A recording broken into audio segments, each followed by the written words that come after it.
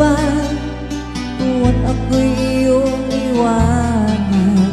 Di ko kayang mapigilan ang aking naramdaman. Ilang beses kong nasaktan nung malaman ko ang dahilan. Ako pala'y pinagpalit mo sa isang